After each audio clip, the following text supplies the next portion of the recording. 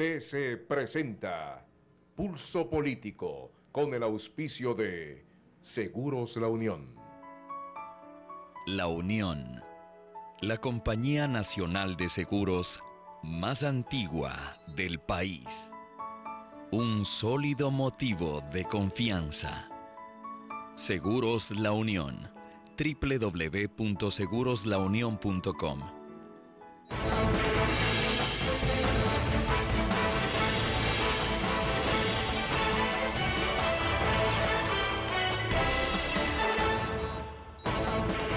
Bienvenidos a Pulso Político, queridos amigos, queridos televidentes, en este domingo 15 de julio. Por cierto, estamos grabando el viernes 13 de julio.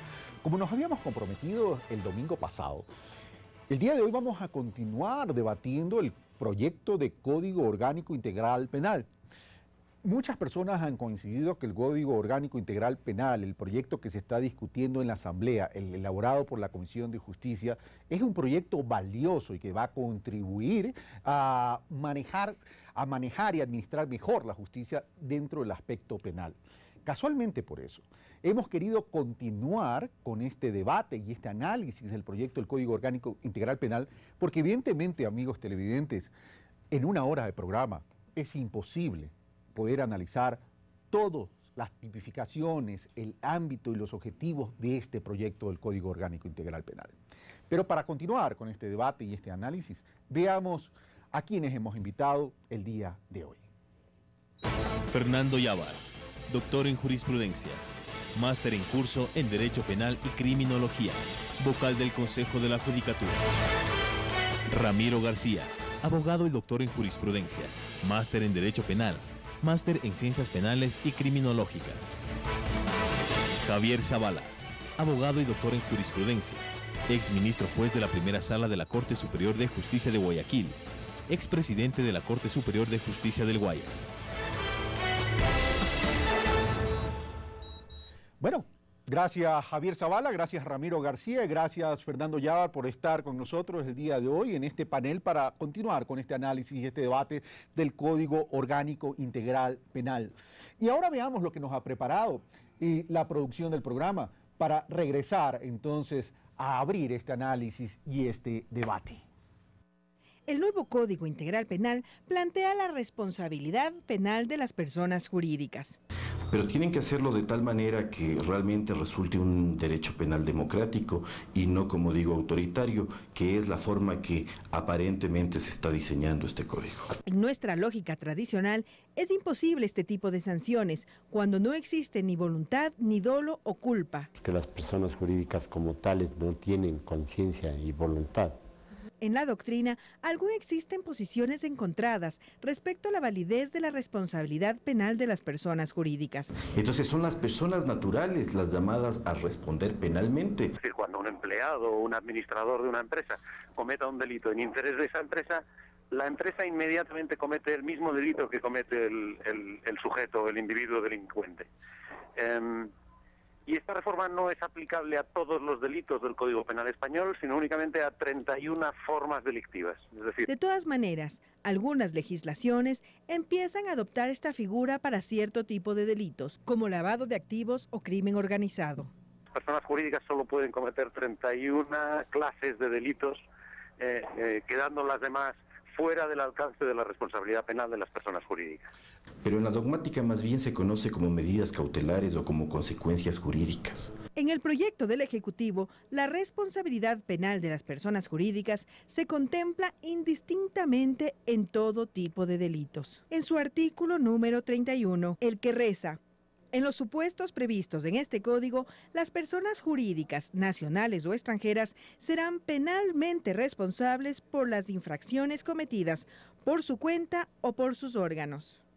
Eso no exime a sus representantes o personeros por sus propios derechos a responder por cualquier infracción de carácter penal que la cometan en el ejercicio de sus funciones.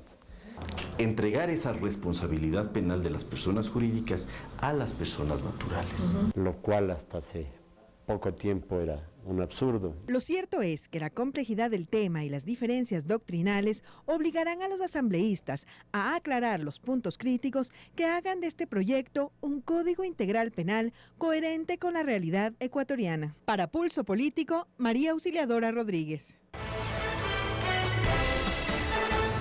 Gracias, Mariuxi Rodríguez. Bueno, señores, comenzamos. Voy con Fernando Yávar. Fernando Yávar, sin perjuicio que puedas opinar sobre lo dicho por algunos actores o interlocutores dentro del reportaje que nos preparó Mariuxi Rodríguez, hace poco, en estos días, en esta semana que estamos terminando, aunque el domingo es el primer día de la semana, las noticias que nos trajeron es un asesinato en la provincia del Manabí.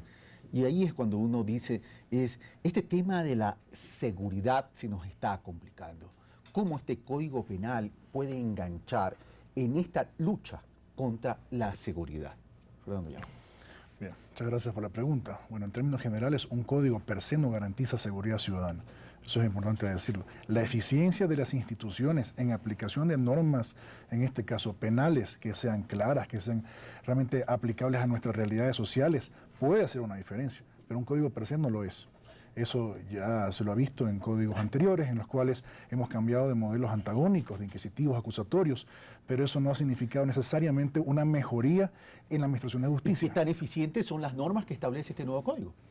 ¿O este nuevo proyecto? Plantea algunas normas que son positivas. Como lo dije la semana pasada, esto es un proyecto que, como toda obra humana, es perfectible, por supuesto, y es nuestra obligación colaborar para que en lo que pueda mejorar así se haga.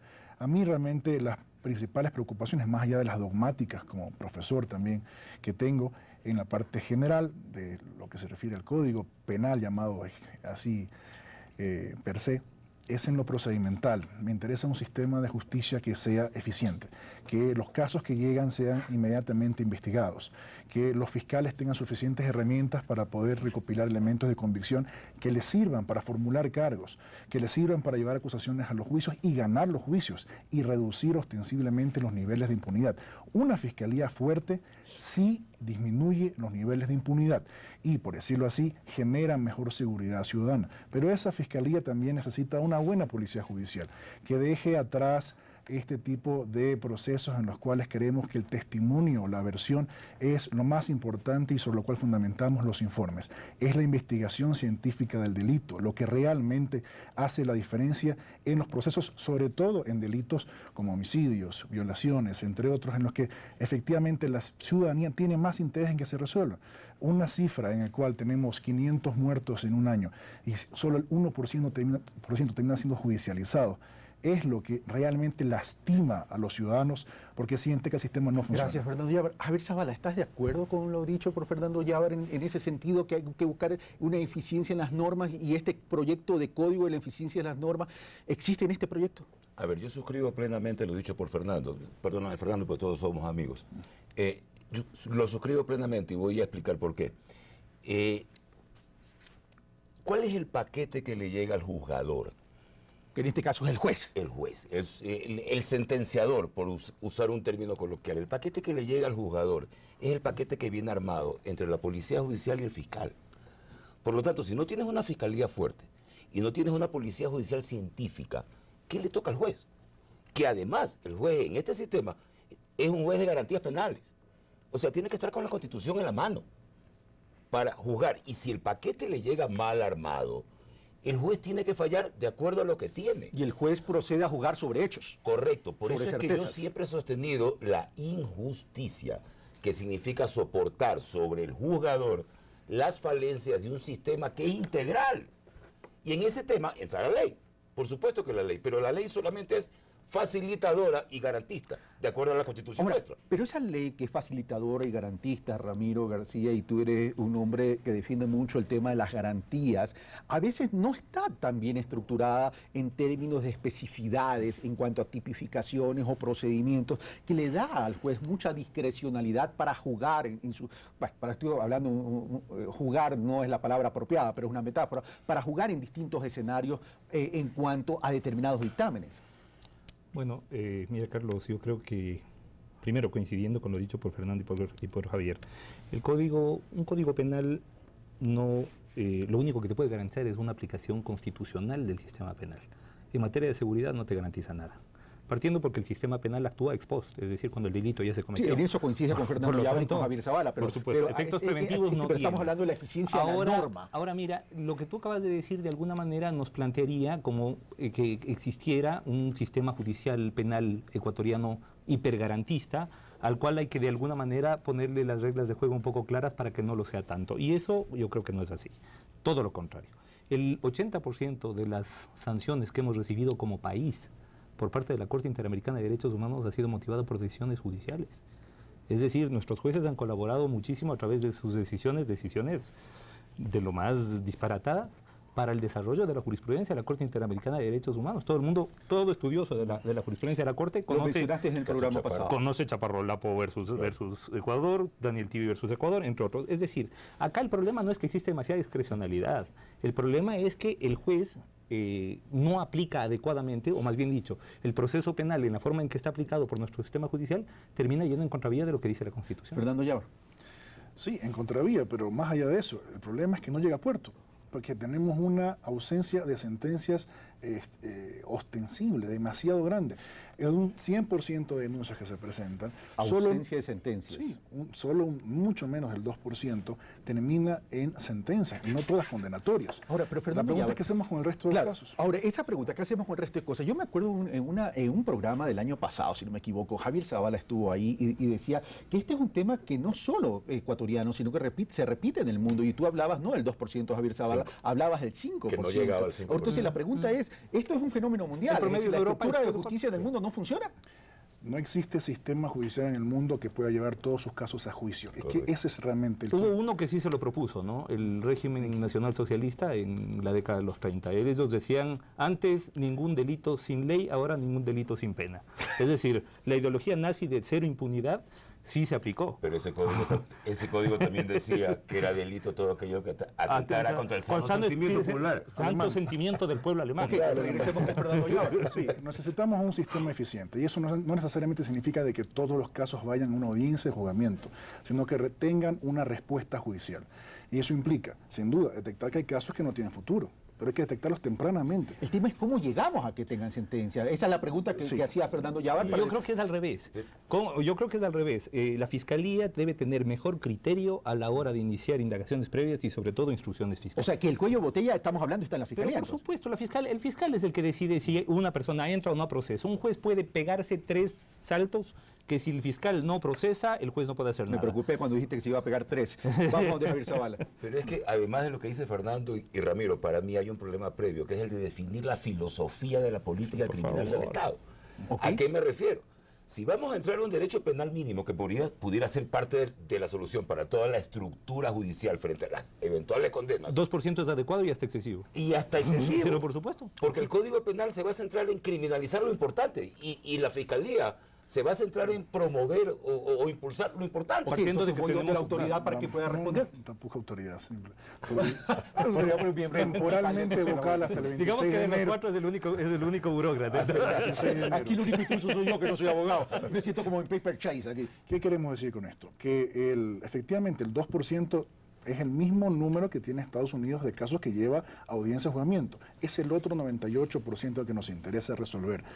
Herramientas como los procedimientos abreviados son claves para que exista eficiencia del sistema. ¿Y qué consiste el procedimiento abreviado? El procedimiento abreviado son casos en los cuales la Fiscalía negocia con la defensa que se declare culpable por el delito, el procesado, a cambio de reducir la pena. Y eso se negocia en base, obviamente, de un tema sobre la mesa. No tiene nada que ver con asuntos non santos. Non santos, sí, es una negociación. Como transacción. Sí, bueno, tampoco sí es medio non santo, porque parte de una autoincriminación también. Es decir, claro. ¿En base de qué se negocia? La Fiscalía le dice, usted se declara culpable y yo acepto una reducción de pena. Claro. Ok, pero terminemos la idea porque yo tengo un caso, un ejemplo de la vida real que sucedió en Estados Unidos que tiene que ver casualmente con responsabilidad penal empresarial, para después entrar a esa figura. Vamos. Exactamente, tratemos de terminar las ideas porque están todas entrecortadas. Si la Fiscalía puede utilizar la herramienta del procedimiento abreviado y salir rápidamente de casos pequeños, que realmente son los que atoran el sistema judicial, se puede preocupar de los grandes. Porque hoy nos preocupamos del microtráfico de drogas, de las mulas, una discusión que, si tú preguntas a una persona que es detenida en el aeropuerto con droga en su cuerpo, ¿qué discute en la audiencia de juzgamiento? ¿Qué puede discutir? Nada, termina siendo condenada igual. Por ende, si esto se permite un procedimiento abreviado, ese fiscal puede ya preocuparse de cómo llegar a la cabeza de la organización criminal, sacar rápido casos del sistema y no está preocupado de las mulas. Eso solamente para un ejemplo. Lo mismo en los robos, preocupados de la rancha de celular. Y eso es lo que nutre toda nuestra estadística en los tribunales de garantías penales. Pero, ¿y el robo al banco? Los robos, los desfalcos, ¿dónde quedan? Si uno va a la estadística de las unidades de delitos financieros como tal, un mínimo porcentaje llega a solución de formulación de cargos. Esto no significa que los otros no fueron delitos. Algunos, por supuesto, no han sido delitos y erradamente han llegado a esa unidad. Pero también hay casos de delitos reales que por falta de investigación, desidia o por corrupción no avanzan y se estancan en acciones previas. Llega el año y se lavan las manos, la desestiman y después el juez la archiva. ¿Y esa es la mejor manera de descongestionar? No, bueno, Ramiro García. Yo creo que lo primero hay que partir de una racionalización del sistema penal. Y ya que estamos discutiendo un Código Orgánico Integral Penal, un proyecto, parte de la racionalización es que el mínimo de conductas lleguen a ser tipos penales. Es decir, tenemos, como hablábamos del programa pasado, pasamos de 673 años de penas en total a 1.875 años de penas en total. Es decir, hemos triplicado el poder punitivo del Estado. Eso no es racionalizar. Estamos ampliando el poder punitivo del Estado y a partir de eso estamos yendo exactamente en contra de lo que dice la Constitución. Pero en términos de los procedimientos abreviados que plantea Fernando Yávar. Bueno, vuelvo y repito, el tema del procedimiento abreviado es muy discutible desde lo jurídico, desde lo ético, porque parte de una violación al demotenetur, a la prohibición de autoincriminación. La persona, para acogerse a ese procedimiento abreviado, ¿qué es lo que tiene que hacer? Autoinculparse. Entonces, ¿qué es lo que nos está diciendo Fernando? Aquí podríamos descongestionar si todo el mundo se declara culpable, por supuesto. Pero la pregunta es eso lo que quiere el sistema constitucional? Hay que entender que el sistema penal es el sismógrafo de la Constitución, como dice Roxín. Es decir, si queremos saber cómo funciona un sistema constitucional, tenemos que ir al sistema penal. Ahora, pero en términos prácticos, ¿no sería esto un aporte para la descongestión? Bueno, en términos prácticos, la tortura y la hoguera podrían ser... fusilemos a todo el mundo y vamos a reducir la cifra de la delincuencia. Pero estamos casualmente para debatirlo, pero esto fue in extremis. La tortura es terriblemente eficiente a la hora de obtener confesiones, y eso ya lo demostró Inocencio IV en 1200. En términos prácticos coincido con lo que acaba de decir Ramiro García, o sea, en términos prácticos pudiera funcionar muchas cosas. El problema es qué es lo que va envuelto en la practicidad, porque además, ya filosóficamente, yo también me pongo a pensar, es el poder punitivo del Estado el que está negociando. O sea, más allá del fiscal, es el poder punitivo, o sea, el derecho de penar o la obligación de penar que tiene el Estado, como quieras verlo, que frente a un delito está negociando a ver si ese poder punitivo se ejerce y cómo se ejerce, lo cual filosóficamente también tiene un problema. Ahora, pero el tema es cómo descongestionamos esta realidad, porque tenemos cuellos de botella. Ramiro García, perdón, Fernando Yávar, después Ramiro García.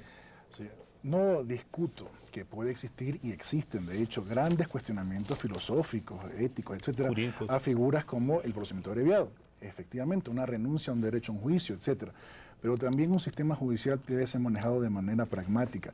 No se le está obligando a que se declare culpable. Se está dando la opción a que se declare culpable y en ese sentido el Estado dispuesto a reducir los tiempos de la pena que se cumpla en los recintos penitenciarios. Esta es una herramienta que lo que hace eficiente al sistema estadounidense es la aplicación de los procedimientos abreviados, porque le permite a los fiscales y a los tribunales dedicarse a los casos grandes. Si no, sería imposible en Estados Unidos, en Europa, en cualquier lado, poder llevar todos los casos a juicio es inviable. A ver, partiendo del tema que la Fiscalía y la Policía Judicial tienen que mejorar y que ahí tiene que originarse adecuadamente la sustentación de una causa, y ya que Fernando Yávar menciona Estados Unidos y el ejemplo que yo les quería poner de la vida real, hace poco, y lo leí en el diario El Tiempo de Bogotá, y una importante farmacéutica americana fue multada con $3.000 millones por haber ocultado información de los efectos secundarios. El nombre era Glaxo. Por haber ocultado información de los efectos secundarios. Ahí hay un claro delito de responsabilidad penal empresarial. Sin embargo, llegan a un acuerdo y tan solo establecen la multa de los $3.000 millones. Ramiro García, ejemplo práctico. Sí, bueno, a ver, primero, a mí sí me asusta un poco que empecemos a hablar de pragmatismo o eficiencia y que a eso le demos como sinónimo el negación de garantías. Hagámoslo más pragmático, más práctico, más eficiente, por lo tanto, subamos las sentencias, hagámoslo más rápido, más barato, negando garantías. Menos Yo creo que recursos, menos menos, garantías, claro, claro. por supuesto, eliminamos el recurso de apelación y vamos a cortar el proceso a la mitad. Yo creo, además, no creo que sea correcto el atribuir a estos procedimientos tan cuestionables el éxito de sistemas como el anglosajón. Hablamos del sistema inglés o el sistema americano. Yo creo que más bien el éxito se debe a que no cualquier tontería llega al sistema penal como acá. Acá nuestros fiscales primero abren instrucción fiscal y luego investigan. Si lo ponemos en el proceso industrial, está en el origen entonces. Pero por supuesto, aquí debe haber, por eso hablaba yo de una racionalización. Es necesario capacitar a los fiscales. Por favor, no tenemos fiscales capacitados, no tenemos jueces capacitados. Con todo respeto y como abogado litigante, yo soy abogado litigante, con honrosas excepciones, yo creo que nuestros jueces no están ni remotamente preparados para este nuevo Código Orgánico Integral Penal. Ok, Fernando Yávar y Javier Zavala. Esto no es un tema simplemente pragmatismo. Yo insisto, yo no encuentro que exista realmente una violación a derechos constitucionales en la aplicación de procedimientos alternativos al juicio oral. Y creo que es una de las herramientas que permite dedicarnos a los casos graves. La pregunta es, no importa cuántos jueces ni cuántos fiscales contratemos, nombremos y capacitemos, al fin del día siempre será insuficiente para el número de delitos que se cometen realmente. Necesitamos sacar los casos sencillos. Pero pregunto yo, ¿cuál es el inconveniente con un robo agravado, un arranche de celular, en un microtráfico de drogas, en multas, en una tenencia ilegal de armas? El proceso se puede resolver en un mes. Ok, Javier ¿Quién Zavala. se opone a eso? Yo lo que digo es, ¿la cantidad de juicios de qué depende? De la cantidad de infracciones. ¿Y la cantidad de infracciones de qué depende? De los tipos penales. ¿Dónde están los tipos penales en el Código Penal? Racionalicemos el Código Penal. Cuando tú hablas, Javier Zavala, de racionalizar el Código Penal, Derecho significa penal mínimo.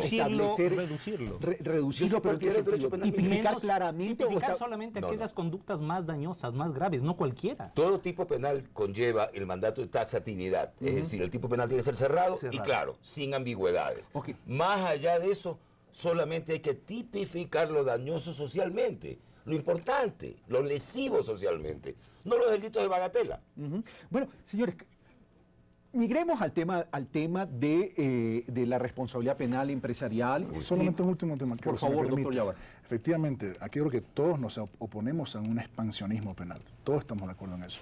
Pero al momento de medir esto, no es solamente contrastar cuántos nuevos delitos hay en el Código Penal, sino cuántos realmente se cometen, cuántos llegan conociendo el sistema judicial. Eso es lo que realmente tenemos que medir. Sí, por supuesto, puede la cifra haber negra 500 delitos más, ¿sí? Pero ¿cuántos de ellos realmente se cometen? Ok, yo sé que ustedes son muy apasionados en este tema, que a ustedes pues evidentemente les interesa mucho porque son abogados litigantes y un vocal del Consejo de la Judicatura. La verdad es que soy osado como ingeniero comercial tratar este tema con ustedes, pero bueno. Ya lo había comentado bastante. Ya lo había comentado bastante, sí. Pero veamos el tema de esta figura de la responsabilidad penal empresarial. Y tuvimos en el primer reportaje a Alfredo Domínguez del estudio jurídico Cuatro Casas de España, donde en España el Código Penal fue reformado e incluye esta figura. Y ya, sin embargo, él ya opinó sobre algunos aspectos de esta responsabilidad penal empresarial, pero veamos qué nos dice en la entrevista que le hice en esta semana en el programa Primera Hora de SN Plus, Alfredo Domínguez, en relación a este tipo de tipificación. Veamos. De hecho, la reforma del Código obliga al administrador a conocer. Es decir, el Código Penal lo que dice es, tomados estos 31 delitos, si un empleado comete uno de ellos, por ejemplo, vertidos de aceite en un río, la empresa inmediatamente asume la responsabilidad penal por delito contra el medio ambiente, siempre y cuando la empresa no hubiera adoptado medidas de, dice el Código Penal español, debido control para evitarlas o prevenirlas. Es decir, no es necesario que el administrador conozca de los delitos que se están cometiendo en el seno de la compañía para que la empresa incurra en responsabilidad penal. Lo que sí establece el Código es que el empresario precisamente lo que debe hacer es intentar prevenir la comisión de esos delitos. De tal manera que la responsabilidad penal de la persona jurídica no está sometida al conocimiento del empresario, pero sí se obliga al empresario a tratar de conocer cuando sea posible. tiene razón, son sanciones independientes para la persona física y para la persona jurídica. Las dos resultan condenadas y las dos resultan sancionadas. Y en lo que respecta a la persona jurídica, disponemos de un amplio catálogo de sanciones, desde las multas, sanciones pecuniarias, las multas económicas, hasta inclusive decimos en el ámbito doctrinal español que la pena de muerte de la propia empresa, por cuanto que la empresa puede ser clausurada, disuelta y liquidada como consecuencia de la comisión en su seno de algún delito. De hecho, ya tenemos, a pesar de la corta experiencia de 2 años que hemos tenido hasta la fecha, ya tenemos algunas empresas absolutamente clausuradas como consecuencia de la comisión en su seno de alguna forma de tráfico de drogas. Inmediatamente los juzgados de investigación criminal en España acordaron la clausura, disolución y liquidación de las empresas.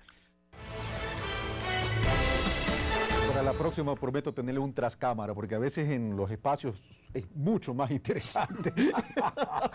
Comienzo con Ramiro García. Ramiro García, escuchaste a Alfredo Domínguez del estudio jurídico de Cuatro Casas, pero me dice que ya me pasé en este bloque, así que te voy a pedir la respuesta sobre este tema al regresar de la pausa. Venimos de inmediato.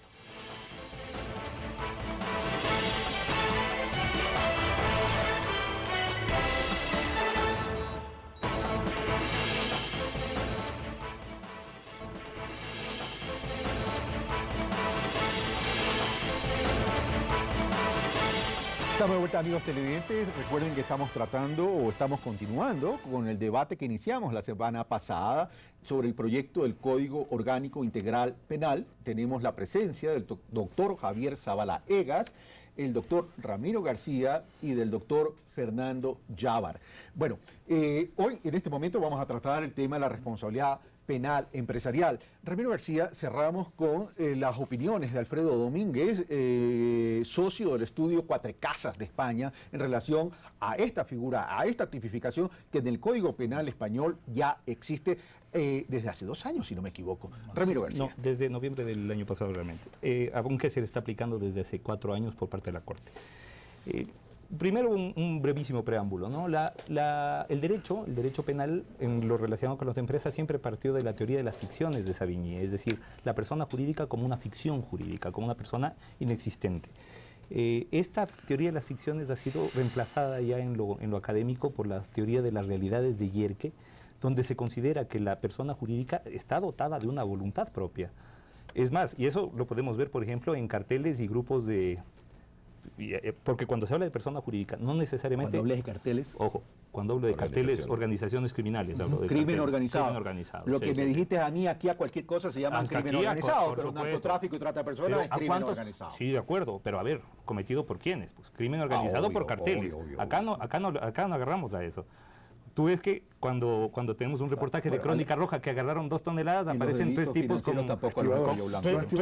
Tres tipos con botas de caucho ahí a cargo de las 2 toneladas. No llegamos a... Por eso, permítanos sancionar ese primer grupo rápido para ir a las cabezas. Bueno, ahí tienes un punto. Habría que ver si esa gente... habría que ver si esa gente no estuvo obligada a, como pasó en Colombia, donde pueblos enteros fueron obligados por guerrilleros y por paramilitares. A la investigación y no, a ver, es que yo sé que tu filosofía, tu visión es garantista en ese sentido con la Constitución de Montecristi, pero no caemos, a veces no tensamos ese garantismo en un hipergarantismo. No, en absoluto, todo lo contrario. Como te dije en el primer bloque, de lo único Estoy que no preguntando como percepción ciudadana. De lo único que lo único que no le puedo acusar yo al sistema judicial es de hipergarantista, ni siquiera de garantista. Bueno, vamos entonces al tema. Sigamos con el tema. Volviendo al tema de la persona jurídica, te decía que ahora se parte de que los grupos organizados, los grupos de criminalidad organizada, la delincuencia empresarial, actúa al margen de sus administradores. Mira, por ejemplo, el caso Enron tuvo 5 gerentes diferentes y, sin embargo, las prácticas empresariales seguían siendo las mismas. En el caso de las FARC, le han matado a todo el secretariado y siguen haciendo las mismas cosas. En el caso de los paramilitares, igual, se desmovilizaron y siguen actuando igualito. Entonces, evidentemente ya eso nos presenta a entes que se mueven autónomamente de sus componentes. Perfecto, pero hay lavado de activos en el mundo y el lavado de activos es no en el campo, no en la selva, el lavado de activos es en las urbes. Por supuesto. Entonces, y en ese sentido, esta práctica o esta tipificación de responsabilidad penal empresarial no busca aquello. combatir ese lavado de activos, Javier Zavala? Justamente. A ver, yo pienso que aquí, más allá de que lo que ha dicho ya vas a Ramiro tener la García, oportunidad de decir, de seguir aportando más, Ramiro García. Vamos más allá que lo que ha dicho Ramiro García, lo suscribo plenamente. Yo creo que aquí hay que hacer un preámbulo. Y voy a hacerlo menos, o sea, voy a utilizar en la lenguaje más sencillo, un lenguaje coloquial, ya para que la ciudadanía entienda. Tradicionalmente, el principio de culpabilidad se asienta en la responsabilidad personal y en la responsabilidad subjetiva. ¿Qué significa esto? No hay culpabilidad salvo consecuencia de acciones o omisiones propias. Por lo tanto, por un acto hecho por Juan no puede ser sancionado Pedro o culpado Pedro. ¿Ok? Y la responsabilidad subjetiva, solamente el vínculo subjetivo con el resultado es lo que provoca o genera también la culpabilidad penal, dolo o culpa. Nada de esto funciona para una eventual responsabilidad penal empresarial. ¿Ok?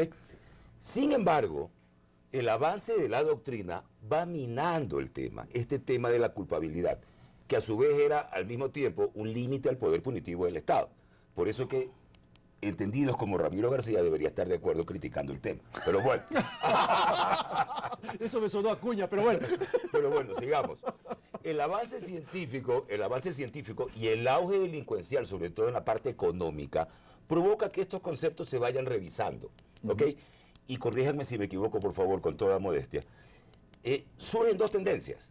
La tendencia que dice la persona jurídica sí debe responder por prevención delictiva. ¿Qué es lo que decía Alfredo Domínguez? ¿Qué es lo que decía Alfredo Domínguez? Sí, debe responder para cierto grado de delitos, pero siempre como consecuencia, ojo con esto que es fundamental, de la acción del gerente, personero, funcionario o empleado, condenado.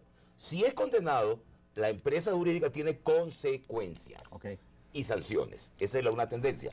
La otra, la más fuerte, la alemana, Tiemann, Heine, etcétera, dice no, la responsabilidad jurídica es propia, personal de las empresas, porque es una estructura que, en pocas palabras, siendo coloquial, camina sola. 1. Y 2, la empresa jurídica tiene obligaciones de prevención de riesgos. Por lo tanto, si la empresa jurídica no prevé posibles riesgos y lo evita, recibe sanción. ¿Ok? Entonces, en mi concepto ya personal, aterrizando, yo creo que deberíamos tomar la teoría del reflejo. Es decir, que consiste en la persona física, natural, con conciencia y voluntad, comete el delito bajo el paraguas o en beneficio de una persona jurídica, también la persona jurídica genera consecuencias, pero no llegar al absurdo, y perdónenme que para mí es un absurdo, que el artículo 50 del proyecto Código Penal diga: únicamente en los supuestos previstos en este código, las personas jurídicas nacionales o extranjeras de derecho privado será penalmente responsable de las infracciones cometidas por su cuenta, por sus órganos o por su representante legal. Olvidémonos de lo último. ¿Cuándo una persona jurídica comete una infracción por su cuenta? Ok, vamos donde Fernando Llavar. Perdón, déjame concluir. Es una ficción creada a propósito para provocar la imputación objetiva a la persona jurídica, no subjetiva, objetiva, y poder sancionar. Ok, Fernando Llavar. Bien, creo que existe un consenso de que esto es un tema que se ha discutido mucho tiempo. Hay tal vez 3 momentos históricos importantes y el último, que tenemos 20 años discutiéndola. Impulso político. No, mucho más. en la doctrina sobre responsabilidad penal de personas jurídicas. Lo que no podemos negar son los efectos nocivos que produce en la sociedad la criminalidad organizada prevaliéndose de personas jurídicas. Es decir, aquí existe una necesidad político-criminal de desbaratar andamiajes societarios que ocultan personas naturales, que no nos permiten llegar a ellas, por ende no podemos empezar por ellas para después ir a la compañía, porque tenemos que desarmarla para encontrar a esas personas. Pero si no las encontremos, por lo menos no dejamos viva una organización que cualquier otro puede reemplazarla. Ese es el tema, pero Fernando, que te hago un paréntesis. Sí, claro. Ya, es que también la ficción se fundamenta en la realidad, que no siempre encuentras a la persona física como responsable del delito. Entonces, como no encuentras a la persona física, tienes el alter ego, la compañía. Ok, el problema es la fungibilidad de la persona que puede dar las órdenes, que realmente responde al señor detrás, al hombre de escritorio, a cualquiera que sea visto desde esta autoridad inmediata, que es el que termina tomando la decisión, pero está oculto, no se lo ve, es un hombre en sombras. Esa persona se prevale de este tipo de organizaciones societarias criminales, porque efectivamente están diseñadas para cometer delitos. Está la contaminación ambiental como tal, lavados de activos, entre otras, pero la gran mayoría apunta, obviamente, en la selección de personas, que es un tema sí, por supuesto, tremendo. pero en la selección de los delitos con los cuales se puede cometer este tipo de responsabilidades. Es importante señalar que está excluida la injuria. O sea, la injuria no es un delito que se puede cometer a través de una persona jurídica. Que supongo es la insinuación del doctor Zavala hacia el doctor García, pero continuemos, doctor Yávar. Por ende, creo yo que es importante también reconocer que en el sistema anglosajón por siempre ha existido la figura de la responsabilidad penal de personas jurídicas. Nadie se ha rasgado las vestiduras, no se han roto los edificios de las cortes al momento de juzgar. Pero ahora la raíz continental acaban de asumir también la casa. Ramiro García, sé que te pica la lengua por hablar, porque eres muy apasionado en estos temas, pero Alfredo Domínguez decía, hay un abanico de 31 delitos claramente tipificados. El tema es, el proyecto del Código Orgánico Integral Penal, en este tema de responsabilidad penal empresarial, ¿estipula la identificación de esos 31 delitos? No, se amplía demasiado. Yo creo que se recurre a generalidades y a través de esas generalidades van a acabar por vía de interpretación extensiva, que además, siendo prohibida, es la más recurrente en nuestros jueces, aplicándolo para cualquier cosa. Ok. Lo primero que hay que entender es que ya dentro de lo doctrinal solamente es admisible la responsabilidad penal de las personas jurídicas en aquellos actos en los cuales se hubiere beneficiado a la persona jurídica, que fueren en beneficio. Es decir, tiene una connotación esencialmente de crimen organizado económico. Estamos hablando de criminalización económica. Exactamente, no cualquier cosa. Es decir, mañana el subgerente de un banco mata a alguien y el banco termina siendo penalmente responsable. Eso sería una locura.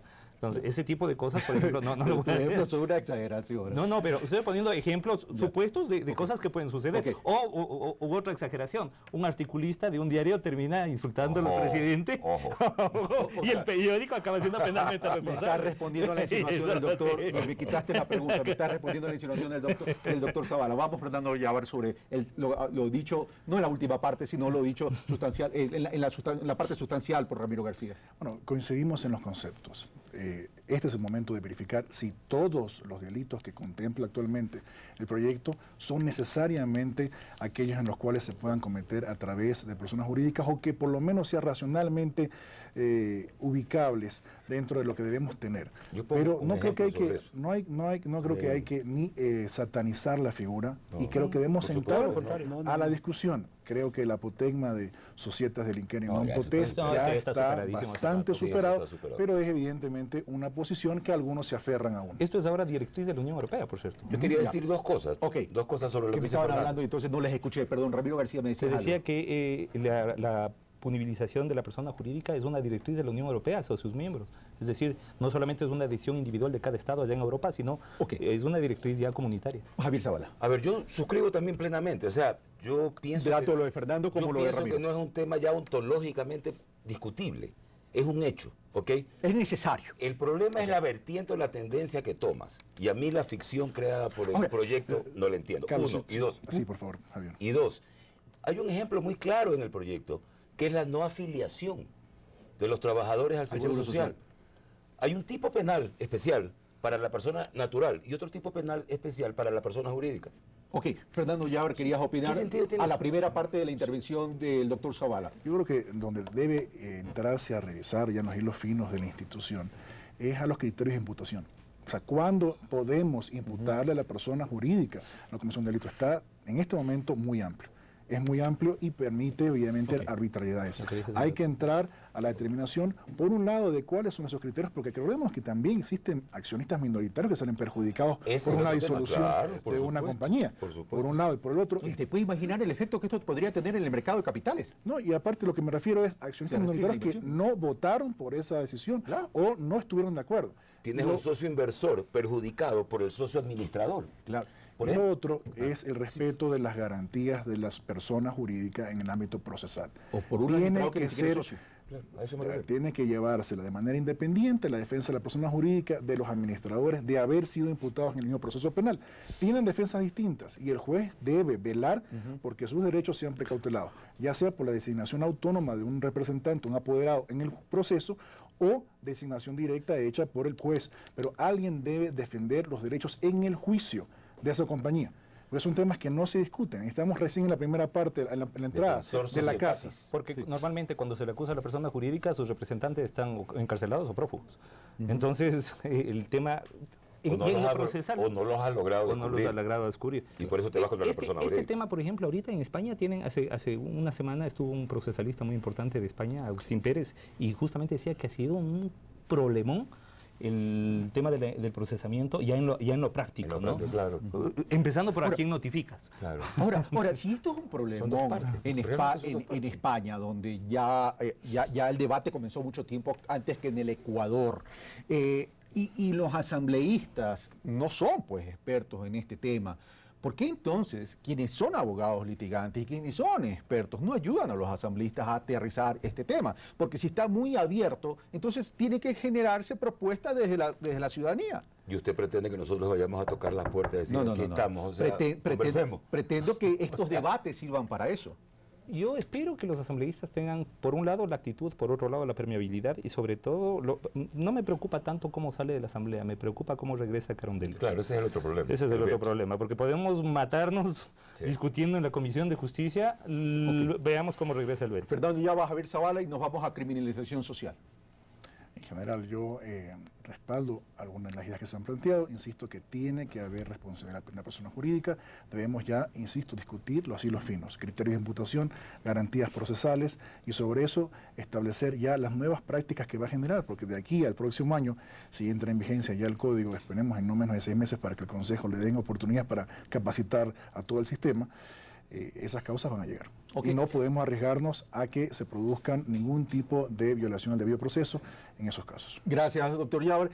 Regresamos después del bloque con más opiniones sobre el mismo tema, pero no sin antes ver lo que nos ha preparado Carlos Andrés Núñez sobre el otro tipo, las otras tipificaciones que han creado ciertas polémicas que tienen que ver con la criminalización social. Veamos. En diciembre del 2009, un grupo de manifestantes vinculados a la Federación de Estudiantes Universitarios del Ecuador protagonizó incidentes de violencia en las inmediaciones de la Universidad Central en Quito, bajo el argumento de rechazar el nuevo estatuto y la implementación de reformas educativas. Sin embargo, la pregunta es, ¿hasta qué punto estas situaciones se amparan en el derecho a la resistencia que contempla el artículo 98 de la Constitución? Actualmente la Asamblea Nacional debate el proyecto de Código Integral Penal en el que sectores señalan que se criminaliza la protesta. Particularmente se refieren al artículo 227 que señala: la persona que amenace a otra para obligarle a tomar parte en una huelga o boicot será sancionada con pena privativa de libertad de 6 meses a 1 año. Yo diría que inclusive el Código Penal actual está mejor redactado en la parte que se refiere a la libertad del trabajo, a la libertad de asociación, a la libertad de petición, que aquí se ha suprimido y que apenas se ha puesto un artículo que es absolutamente contradictorio en lo que se refiere a la penalización de la participación en la huelga, cuando el derecho de huelga es un derecho constitucional. Por lo que cree en la necesidad de tipificar el boicot. Y puede en un momento determinado calificarse cualquier actividad como boicot. Pero la propuesta legal también contempla delitos como el sabotaje, que se castiga con prisión de 3 a 7 años, la rebelión con 5 a 7 años de prisión y el terrorismo. Por otra parte, uno de los temas más polémicos ha sido el del aborto, pues se propone despenalizarlo cuando es por violación. No obstante, algunos sectores se oponen a ello. Por despenalizar el aborto, la mujer tiene derecho a la vida, como la tiene el feto. Este informe al menos jamás dice que estamos pidiendo a las mujeres libertad para abortar cuando se nos da la gana. Al respecto, el jurista Ramón Rodríguez manifiesta: en otras legislaciones se establece desde qué momento del embarazo se produce el aborto, momento desde el cual comienza el interés del derecho penal para tipificar la infracción de aborto. Y establece una precisión. ¿Desde cuándo podemos nosotros considerar que hay feto? ¿Será a partir de los 3 meses? Antes de eso, ¿qué será? ¿Cigote? Y antes de cigote, ¿qué será? ¿Será simplemente un óvulo fecundado por uno o más espermatozoides? De modo que, ¿cuál es el ámbito de libertad que tendría la mujer para abortar? Se trata de un tema complicado, ya que en medio del debate está la protección del más alto bien jurídico, que es la vida. Paralelamente, también se ha puesto en escena el debate sobre el consumo mínimo de drogas. El problema de la adicción de drogas no se debe penalizar porque es un problema de salud pública. Los expendedores de drogas al minoreo están parados en las esquinas de cualquier barrio y no están cargando 1 kilogramo de clorhidrato de cocaína, sino que cargan 1 o 2 gramos para que el que viene se lo venda. Si los encuentra la policía, no los puede hacer sujetos imputables de una infracción. Si el consumo al legitimarse una cantidad mínima realmente ha tenido un resultado positivo en otros países, yo he encontrado que sí ha tenido un resultado positivo, pero tiene que haber un estudio. Temas que deben tratarse con pinzas y que por sobre todo deben adaptarse a la realidad ecuatoriana. Carlos Andrés Núñez, Pulso Político. Gracias, Carlos Andrés Núñez, por este reportaje sobre el tema de la criminalización social. Se tocan algunos aspectos y al regreso de la pausa lo comenzamos a desarrollar. Venimos de inmediato.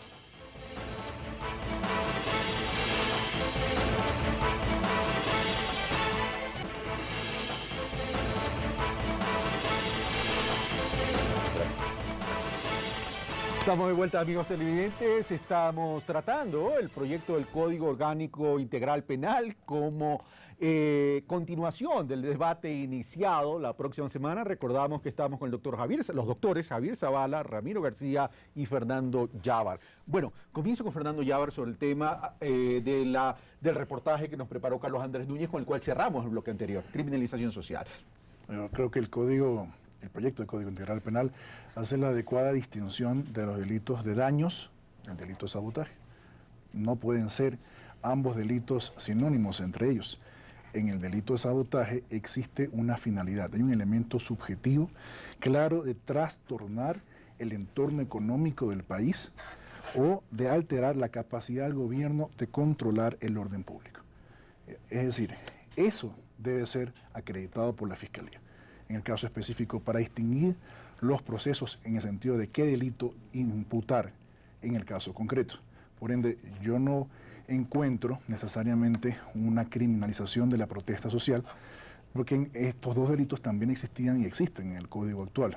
Lo adecuado es que exista un ejercicio del poder punitivo lo suficientemente cierto y taxativo de los elementos de la conducta para distinguirlas.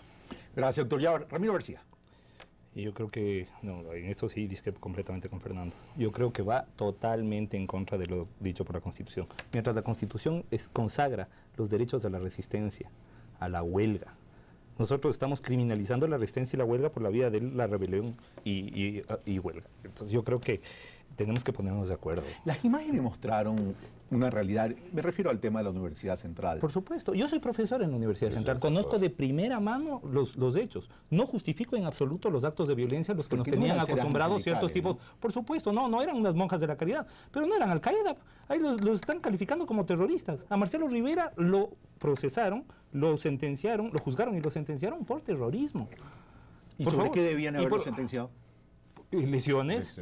Y eventualmente, inclusive, tentativa de homicidio si es que hubiera estado en peligro la vida de la víctima o de quien sea. Perfecto, pero a eso voy con racionalizar el poder punitivo del Estado. No podemos llamarle terrorismo a cualquier cosa, sabotaje a cualquier cosa, porque si no, como decíamos en otro programa, vamos a terminar definiendo como crimen organizado a organigramas familiares y a 4 indios tomados de una carretera los vamos a definir como terroristas. Javier Zavala. Una locura. Lo que pasa en ese tema, coincidiendo además con Ramiro, de que si el derecho a la resistencia está garantizado y si el derecho a los trabajadores está garantizado también y existe libertad de asociación, etcétera, ese tipo de conductas no pueden estar criminalizadas. Y es más, yo iría más allá. El mandato de taxatividad exige que el tipo penal no se preste a ambigüedades. Entonces, no es posible que una protesta social pueda ser tomada como rebelión. No es posible, se tiene que cerrar todos los caminos para que un acto de resistencia sea juzgado como terrorismo. O sea, tiene que estar en el catálogo claramente identificado. Tiene que estar tan claramente determinados esos elementos subjetivos y objetivos que impidan la interpretación extensiva. Y eso es lo que se hace. Ahora, pero cuando hablamos de sabotaje, por ejemplo, todo el mundo tiene derecho a la huelga, pero supongamos y pongámonos en el ejemplo del sector petrolero, que es un sector estratégico. ¿Hace cuánto en el Ecuador no se pone una bomba a un oleoducto? ¿Sabe a qué definimos sabotaje? A los tipos que se metieron el 30S al canal público y rompieron una puerta de vidrio. Pero por el hecho que no se haya puesto una bomba hace mucho tiempo en un tubo del sector petrolero no significa que no pueda pasar. Tenemos que casualmente prevenir. De acuerdo. No, yo no tengo, es decir, no estoy de ninguna manera legitimando el que se destruyan bienes estatales. Lo que digo es que eso tiene que racionalizarse. No podemos llamarle sabotaje a cualquier cosa. Deben ser daños de tal entidad que amerite que el sistema penal entre en funcionamiento. No podemos, y la intención. Y por supuesto. El elemento subjetivo. No podemos llamar terrorismo a cualquier cosa y Javier Zavala dice, no podemos dejar esto. Se toman una carretera, rompen un pedazo de carretera, eso no es llamar eso sabotaje. Claro. Sí, pero existen bienes públicos que son dañados en ese tipo de manifestaciones. Nadie está oponiéndose a la protesta social, nadie está oponiendo a que expresen su opinión, incluso en contrario de cualquier tipo de decisión gubernamental. Pero lo que nos estamos oponiendo también es que exista daños contra las cosas y lesiones contra las personas. Esos son temas que sí ya entran a atacar a bienes jurídicos penalmente tutelados y por ende entra el Código Penal. Ramiro García. No, en absoluto. El que exista daño no significa de ninguna manera que se justifique ya la entrada en actividad del sistema penal. De hecho, si partimos de un principio de última ratio, el sistema penal solo entra a activarse cuando ya no existen otros mecanismos. Por ejemplo, en el caso de las personas que rompieron una puerta de vidrio, era mucho más fácil resarcir el bien y no fastidiar con el tema penal. El problema es que se termina calificando de sabotaje cualquier cosa, de terrorismo. ¿Y en caso que haya un fallecido? ¿Perdón? Y en caso que respondan por el homicidio, que respondan por la muerte, pero por supuesto nadie dice que no. Javier Zavala, ¿quieres opinar sobre el tema o pasamos? No, pasemos nomás. Yo sí, en eso coincido plenamente con lo que se ha dicho. O sea, ¿en qué parte se dice? Pasamos en el póker, creo, ¿no? Vamos al tema del aborto, señores. Chequemos. Uy, eso sí es bravo. Ese es bravo. Vamos con Javier Zavala. Eso sí es bravo, a ver. Ahí te quiero ver a ti, Ramiro García, si repites lo que dijiste en el corte. Pero hace un ratito. Ok, vamos con Javier Zavala. A ver, voy a dar mi criterio, ¿no? No voy a decir nada nuevo para los panelistas aquí. Pero parece que sus interlocutores también son los televidentes, ¿no? En este Código Penal actualmente vigente, 1938 en su mejor versión, el resto fueron parches que vinieron y salieron, etc. Se contemplan dos tipos de abortos justificados. Es decir, el bien jurídico es la vida, porque están englobados, el aborto punible está englobado en delitos contra la vida. Y se sanciona el aborto consentido, el aborto no consentido, pero se establece dos tipos de abortos justificados. El uno es el aborto terapéutico, en donde el aborto se justifica cuando el embarazo o el parto pone en grave riesgo la vida o la salud de la madre. Ese es un caso. El otro caso es lo que se ha dado en llamar el aborto eugenésico, que tiene una raíz eugenésica, que es la violación, que es la violación o el estupro a mujer idiota o demente. Y hago la aclaración porque he leído algunos y he escuchado otros comentarios fatales. Lo de mujer idiota o demente es una categoría psiquiátrica. No es menospreciativa hacia la mujer, ¿ya?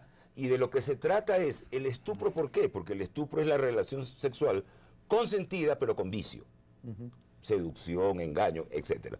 Y la violación sí es a través de la fuerza o la intimidación. El embarazo y su interrupción producto de eso está justificado, pero por aborto eugenésico. ¿A qué me quiero referir?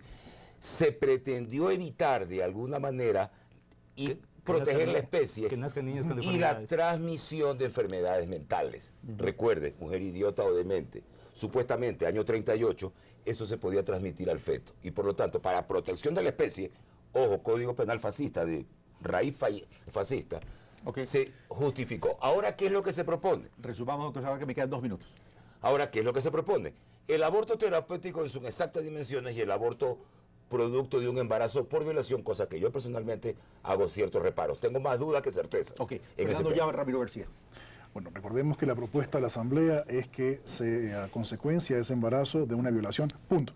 Sí, nada más. Violación, punto. Sí, correcto. La Mesa de Justicia hizo una propuesta en este sentido de que se tratara de un caso de violación, pero que fuera previamente denunciada y con un informe médico legista que la corroborara. Es decir, no se abría completamente las puertas a todo tipo de aborto, en este caso. Sin embargo, creo que es un tema realmente no jurídico, porque esto no es una discusión jurídica, esto es una discusión filosófica. ¿Por qué? Porque los abortos solo llegan al sistema judicial cuando se muere la madre.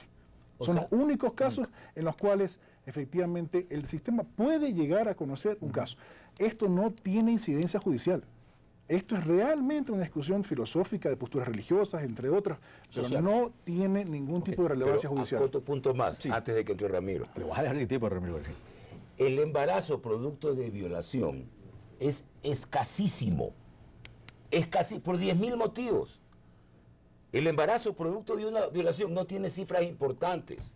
En Estados Unidos se maneja el 12, el 13%. Por lo tanto, ¿por qué meto esto? Porque alguien habla de que este es un problema de salud pública. Ramiro García.